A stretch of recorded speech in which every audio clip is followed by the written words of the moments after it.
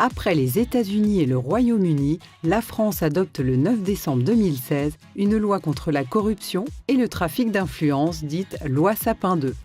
La corruption, c'est solliciter, proposer, octroyer ou accepter un don, une offre, une promesse, un versement monétaire ou tout autre avantage en échange d'une contrepartie indue. Dans le trafic d'influence, il y a l'intervention d'une personne dépositaire de l'autorité publique.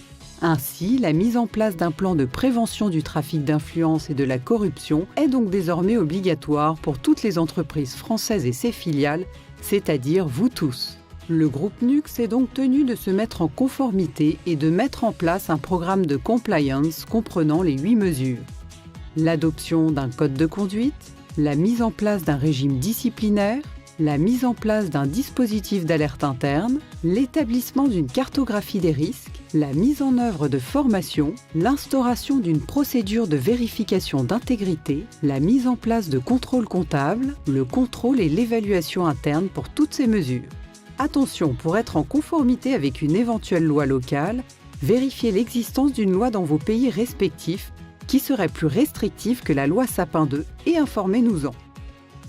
La loi Sapin 2 exige des actions à l'échelle du groupe. En premier lieu, nous avons adopté un code de conduite.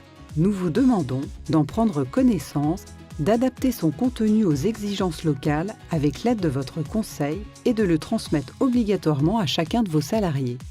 En France, par exemple, ce code de conduite et son document d'application sont remis en main propre et diffusés sur l'intranet. Nous vous laissons donc apprécier avec votre conseil le mode de diffusion le plus adapté à votre structure.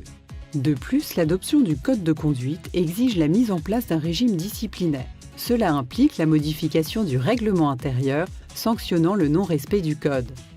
En l'absence de règlement intérieur dans votre filiale, nous vous invitons à consulter votre conseil pour adopter une solution alternative adéquate. Un dispositif destiné à recueillir les alertes émanant d'employés, en France ou à l'international, est mis en place, assurant l'anonymat et la protection du lanceur d'alerte. Vous trouverez le champ d'application et le process dans la charte de lanceur d'alerte. La plateforme dédiée doit être accessible à tous les salariés de votre filiale. Choisissez le mode d'accès adapté à votre structure et parlez-en à l'ensemble de votre personnel.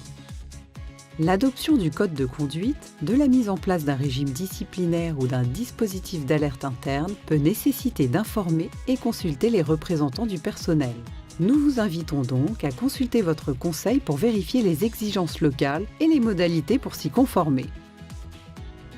Une formation e-learning de prévention de la corruption et du trafic d'influence vous sera dispensée dernier trimestre 2018. Elle sera prise en charge par notre groupe. Une clause sur la prévention de la corruption et du trafic d'influence devra désormais être systématiquement ajoutée à l'ensemble de vos contrats.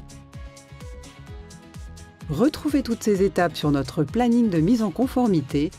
Eliora Loisel, votre juriste NUX, vous accompagnera tout au long de notre mise en conformité avec la loi Sapin 2. Afin de répondre à toutes vos questions, retrouvons-nous chaque mois par Skype.